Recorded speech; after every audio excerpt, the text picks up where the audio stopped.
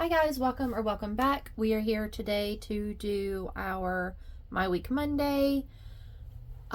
We are in week 3 of December, and I have some goals here that I need to mark off. So we did get all of our videos out. We did Taco Tuesday.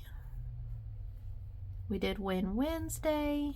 We are now at the halfway point. Did Friend Friday. YouTube subscribers, we had 9 new ones. 1, 2, 3, 4, 5, 6, 7, 8, and 9, which is super awesome. I don't know if we've met our goals. I think that we've met some of our decoration goals, so we'll have to fill those out, and then next week I will be able to check those off, hopefully. Views, we had what did I have? 69 views, and each one of these represents 100, so we had 22 left over. So that's 9, 10, 11. That becomes a 3, and the 6 now is a 9. So close to getting those. So we have 91 right now. And we had 3.9 watch hours, and each square is worth 5. So that gives us, what's that? So we had 1.5, so that would be a 5.1. So we can mark that one, and then we've got a 0.1 remaining.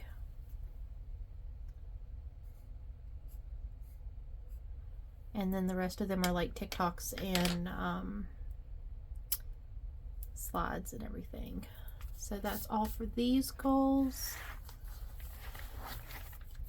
I mentioned that I might get a new binder, but these things are expensive for me. So I'm going to keep going through this, and there are some extensions that you can buy to extend out your planners. So I might go on there and just buy the extension. I am very low on funds right now. Have some personal things going on, and I just had to pay a lot of money. I'm in the process of finalizing a divorce, and lawyers are ridiculously expensive. I'm gonna try not to cry.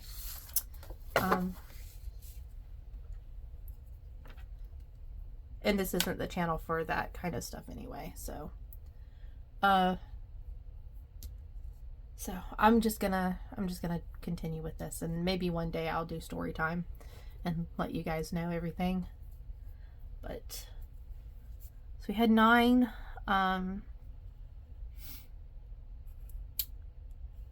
So we did actually meet the subscriber goal for the background. That's 1. That's 2. And I redid this sheet too, so I don't have to keep recoloring the same ones. Like this one, actually, because I need 10 to get this, I've already done 5 here, so then this one just has 5, so it will equal 10, instead of just recoloring it like I've got it set up right now. So that's 1, that's 2, that's 3, that's 4, that's 5, that's 6, that's 7. Oh, good. Very good. All right. So we got 1, 2, 3, 4, 5, 6, 7, 8, 9. That's awesome. Color these in.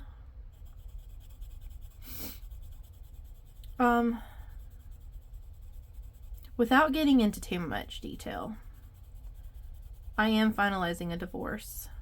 It was a it was I don't know. It is what it is. I don't want to get into too much about everything that happened in my marriage. But we are finalizing, and I was a stay-at-home mom for the whole portion of our marriage, basically, because as soon as our son was born, I became a stay-at-home mom. And we got married in 2009, and I had my son in 2010. So very, very quickly, like almost a month after being married, I got pregnant. We were married in September of 2009. And I found out I knew I was pregnant, or at least I had an inkling that I was pregnant in November. So we were married in September. Pretty sure I was pregnant in November, but I wanted to wait until Christmas to find out for sure. So I didn't test until December, and that's when I found out by a pregnancy test that I was pregnant. So literally like 2 months after being married, I got pregnant. And I became a stay-at-home mom after my son was born. So pretty much my entire marriage, I lost. It was a culture shock for me. I mean, I wanted to be a stay-at-home mom. That was my dream.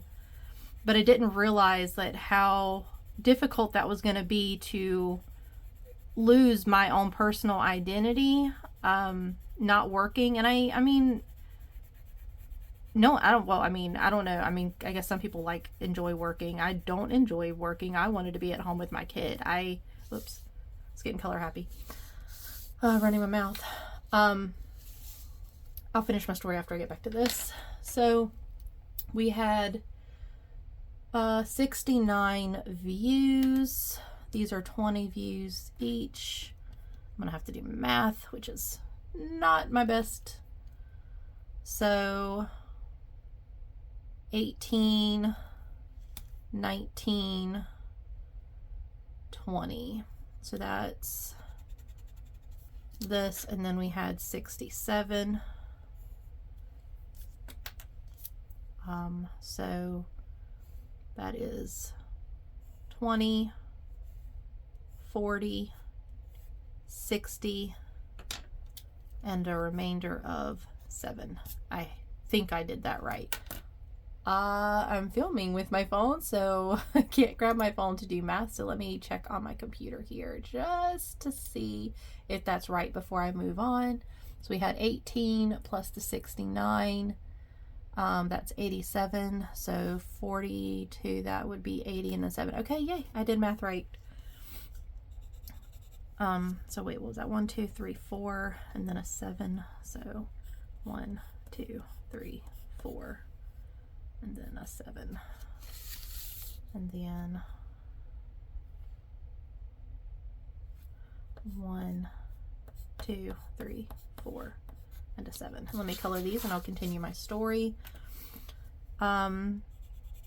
So I was a stay-at-home mom. I pretty much lost my friends and going to work and socializing.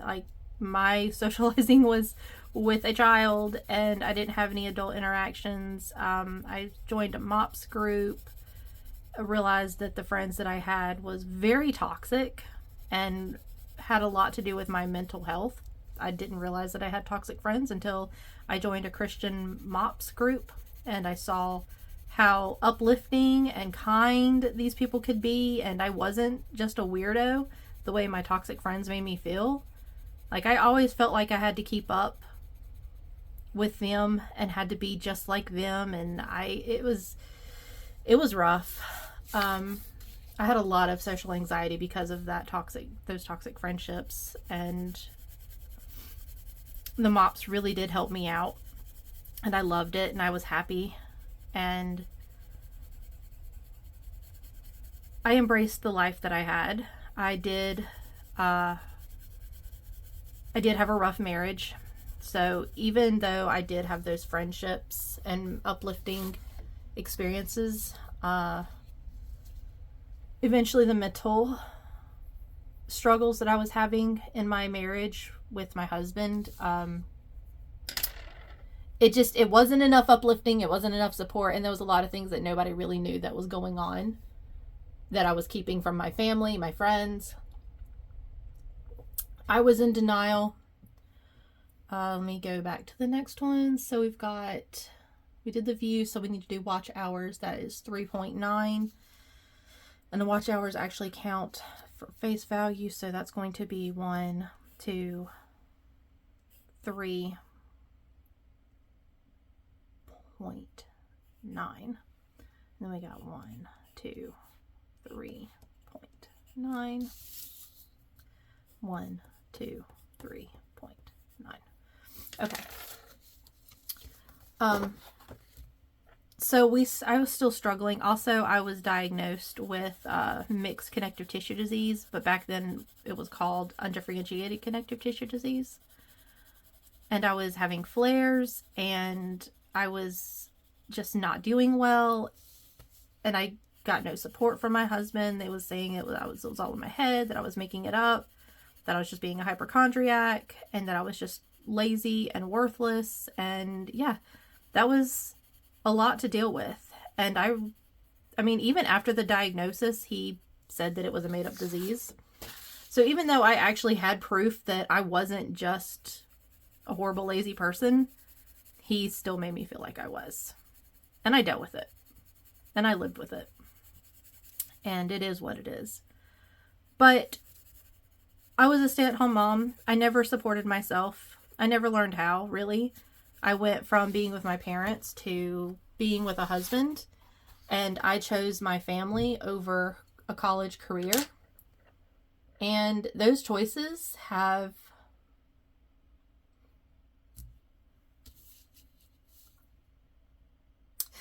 this isn't the channel for it, but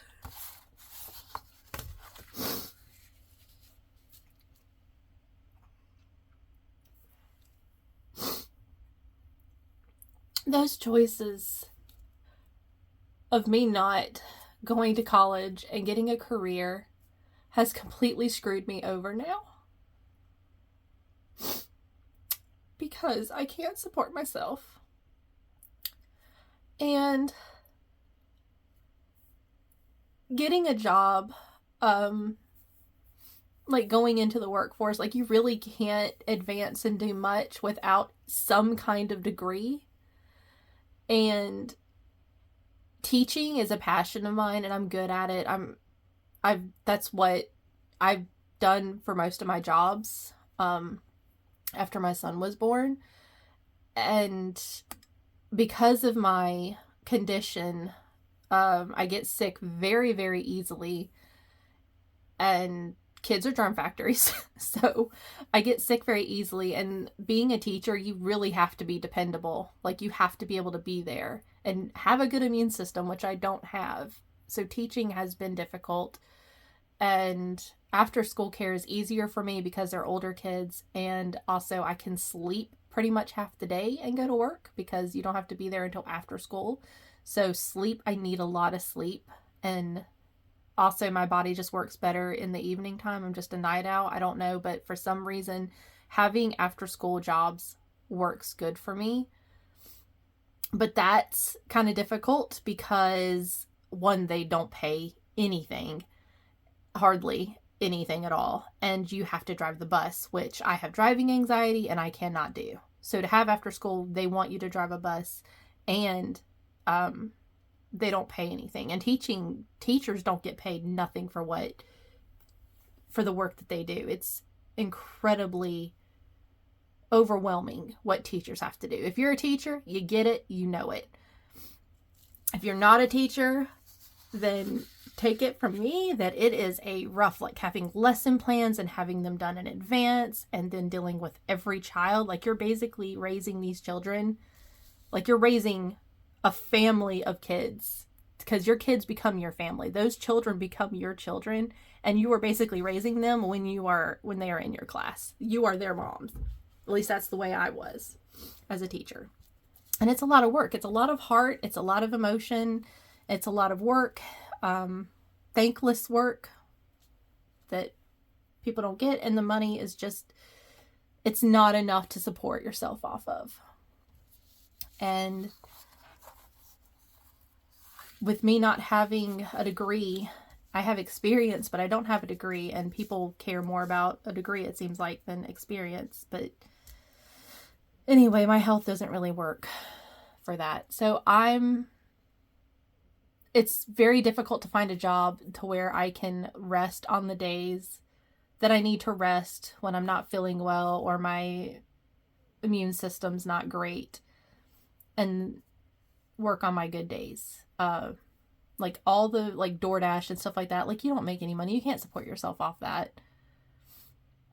So I'm just basically screwed over. I've had a husband take care of me my entire marriage, and now if it wasn't for my boyfriend that I am living with, I wouldn't have anything. And it's pathetic that I have to depend on somebody else.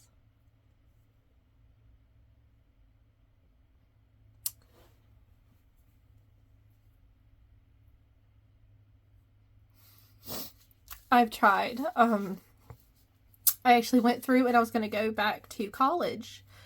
For one, I need a degree. I need to work on a degree, at least head in that direction, because I don't want to be like this.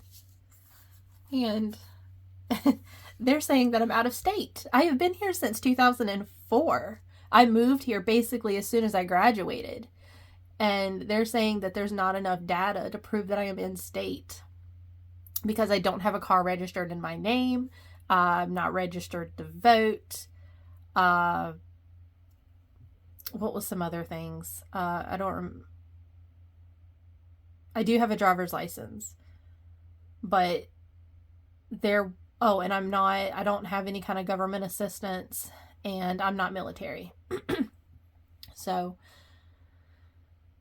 there's not enough data, according to them, to consider me in state, even though I have a house that me and my soon-to-be ex-husband owns. Like, my name is on the deed, and I don't have a car registered in my name because I don't have the money for a car. And my car that my ex-husband had, that was technically my car and that he was going to give to me, got totaled. And that's pretty much how I moved in with my boyfriend, because during a visit here, my car was totaled, and I basically just moved in with him from that. But I haven't had a car since, and that car was even in his name, my ex-husband's name. So I've not had a car in my name.